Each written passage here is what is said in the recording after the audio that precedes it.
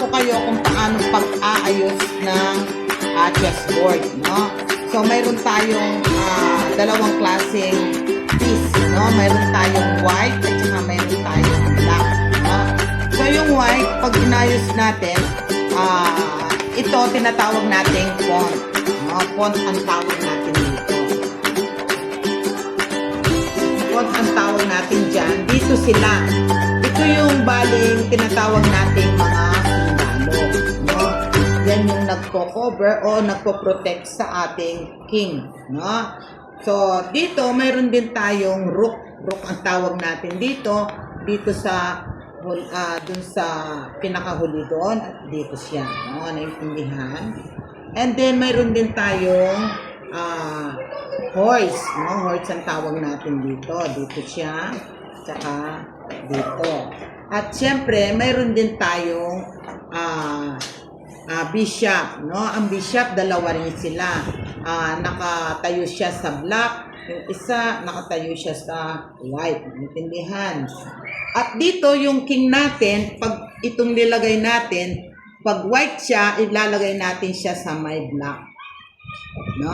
At ito si, ay dalawa yung ano niya, no? Alisin natin, ano to, extra lang yung king na ito. Ito naman yung queen. Ito yung queen, dito siya sa tabi ni king, no? So, ayan, ayusin rin natin yung black. Naintindihan? Okay, ganun din ang pag-ayos dito, no? Ang kaiba lang ay yung yung king natin ay nag-iiba na yung ano niya, no? Okay. Yung pwesto niya, no? So, nandito yung mga rook natin at nandito yung horse natin at dito yung bishop natin at yung king natin, ilalagay natin yung king natin dahil black ito, ilalagay natin saan? White. Sa may white. Yan. Naintindihan? And then yung queen natin. So, double lang yung, may extra lang yung king natin. At saka queen. Pag nawala. Bago lang ito. Bagong bili lang. No? Yan. Ngayon naman, ituturo ko sa inyo kung paano ang mga moves nila. No? Bawat piece, no? Okay. So, yung pawn natin, ang move niya, pwede siyang i-move, pero straight lang siya. Pa-straight lang yung move niya, no? So, huwag mo kukuhanin yung bata, no? Basta dito lang, no? Okay. Yung pawn natin, pwede siyang mag-move ng isa. Pag first time niya mag-move, no? Pero, pag first time niyang mag-move, hindi nyo pa minove, pwede siyang dalawa. Pero the second time na mag-move siya, minsan lang. Isa-isa lang. Diretso lang, ha? Straight lang, ha? Hindi siya pwedeng bumalik. Pasulong lang ang move niya. Naintindihan? Isa na lang pag second time na ang move. Naintindihan? Kasi may choice kayo, once na i-move nyo yung first time, pwedeng minsan, no? O ito, first time din niya, pwede rin siyang dalawa. Naintindihan? Pero the second time na mag-move siya, isa lang. Pasulong lang yung niya, ha? Pasulong. Hindi pwedeng pabalik, no? Ngayon, kapag wala na siyang naka-cover dito, wala nang naka-cover dyan, wala nang sagabal, free siyang pumunta dito, nakapunta na siya dun sa N na yon. Pag nakapunta na si pawn dito sa N na ito, pwede mo na siyang palitan ng queen. Naintindihan? Magiging double queen ka na nun. Naintindihan? Pag na-reach niya yung M. Naintindihan? Okay. So, yan. Tapos na si pawn, ganyan lang yung kanyang move. At pag kumakain si pawn, ganito ang pagkain niya. So, na-reach niya yon, no? Pwedeng kumakain siya pa ganon. Pa-slide. Naintindihan? Hindi siya pwedeng kumain ng diretso. Kung wari na, nandito, hindi mo pwedeng kainin ito. Naintindihan? Kailangan Ayan, kuwari yan. Kasi dito, pag kinain mo siya, kakainin ka rin dito. May nakabantay. Kasi dapat may nakabantay lagi sa kanila. Naintindihan? Okay. So, ganun siya, no? So, balik na natin siya. Alam na ninyo paano pagkain sa mga pond. Naintindihan? Okay. So, hindi lang pond yun. Pwede rin ito. Kapag ka ito, nandito, no? Kahit yung mga officers, pwede rin niya kainin. Naintindihan? Importante, pag may nakabantay, no? Huwag sugod na sugod, no? Okay. So, yan. Tapos na si pond. Ngayon naman sa rook natin. Si rook, makakalabas lang siya kung wala siyang nakakover sa kanya. Naintindihan? Pag ito, nag-move na siya doon, pwede nang mag-move si rook. Pwede siyang pa-straight doon. No? Pwede siyang pa-straight doon. No? Pwede rin pa-straight doon. Naintindihan? Basta pag nag-move na si rook. Naintindihan? Teacher, yan yung check. Baka di po nila alam. Madam, bukas na lang po, madam. Sige. Ayan, no? Yung horse naman, pa-L naman yung move niya. Kahit may cover yan, pwede kang mag-jump. Si kabayo kasi, di ba, lumulundag yan. Ayan, pa-L siya. Yung move niya, naintindihan? Pwede rin po pag ganun. Oo, pwede siya. Basta, pwede rin siyang pag ganon. Naintindihan? Pwede rin siyang pag ganon. Naintindihan? Madam, bukas Ayan, na. oo. Ito naman, dalawang bishop natin. So, yung isang bishop sa white lang siya, no? Pag wala ito, pwede na siyang mag-move sa white. Naintindihan? Ayan. Yung pagkain niya, ayan, pwede niyang kainin. Pero, makakain ka kay king. Naintindihan? Ayan, pwede yan sa white lang, ha? Ito naman sa black lang siya. Pag ito na-move siya doon, ayan, pwede nang lumabas si bishop. Sa black lang siya dapat nakatayo. No, hindi siya pwedeng pumunta sa white. Naintindihan?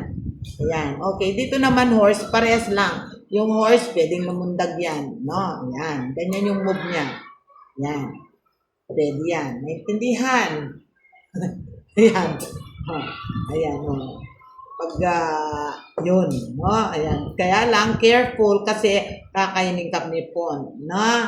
Ayan. Yung mga Okay. iba po kasi ganito po sila. Alam na ninyo lahat, no? Alam na ninyo lahat. Anong tawag natin dito?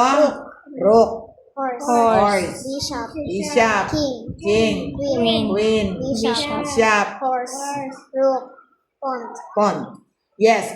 Ito naman si Queen, napaka-powerful ni Queen. Ang hindi lang niya nagagawa ay yung lumundag, no? Yung ginagawa ni horse. Ito, pwede natin siyang, pwedeng ganyan, pwedeng tatlo, pwedeng straight pa ganon. Pwede rin niyang gawin yun sa bishop, pwede rin niyang gawin yun, no? Pwede rin siya pumunta dun sa, pwedeng one step, pwede rin pumunta rin dun sa white. Naintindihan? Pwede rin siya pumunta, yung ginagawa ni bishop, pwede rin niya gawin. Naintindihan? Ayan, pwede rin bumalik doon at doon. Yan, pwedeng balik-balik. Okay, dito, si King naman, ito yung pinaka puso ng palasyo, no? Yan dapat ang pinoprotektahan. Pag ito na-check siya, wala nang magiging buhay ang palasyo, matatalo ka na. Naintindihan? So ito, ang movement niya, pwede siyang pa-side, pero one step lang ang pwede niyang i-move. Pwedeng forward, pwedeng pa-side, pwedeng pabalik, pwede. No?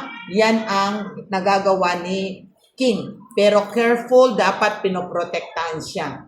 Dahil yan ang buhay ng palasyo. Yan ang king natin sa palasyo. Yan. May dalawa tayong piece, yan ang maglalaban. Naintindihan? Okay. Use fork, sorry po, try ko palang yung chess block. Displacement of piece or pieces on the chessboard. May mali po ka ang posisyon ng letter U. Making excessive noise that distracts the opponent. Using two hands in making a move. So, yung left niya po left, yung gamitan ay left po gamitan kang, yung right niya po ay gamitan kang left. So, sa mga minor offense po, ang first offense po, warning lang. Second offense, warning po ulit. Ang third offense, warning. Pero pang fourth offense na, use of the game na po siya. So, hanggang 4 lamang po na minor offense ang pwede ninyo. Ay bago kayo matalo. So, ang game point system po natin, 1 point po para sa win, 0.5 sa draw, 0 para po sa loss. Tie break. So, para po ma-break po yung tie, so number 1 po, ito po yung mga susunod natin. Yung direct encounter po. Buccal system po, needs and buccal system, solar burger, greater number of victories.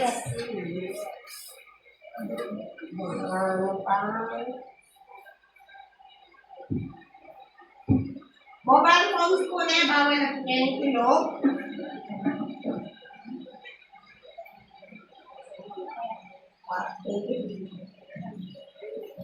Yan, ito yung mga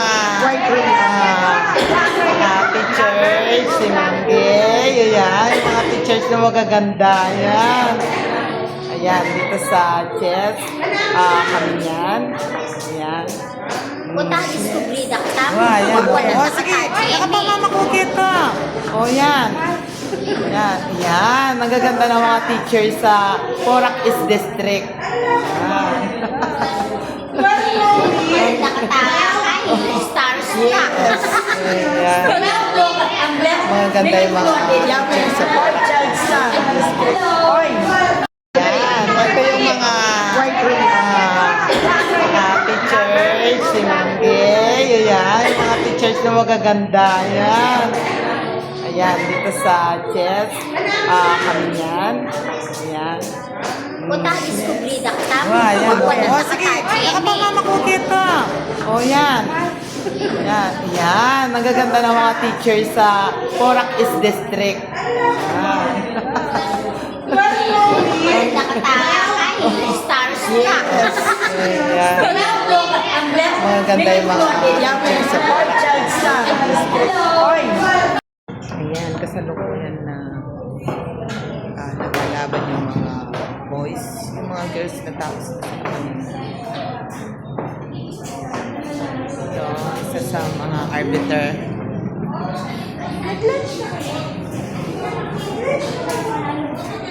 Mag-umpisa pa lang sila matatagalan sila. Mag-lunch na kayo. Mag-umpisa pa lang sila.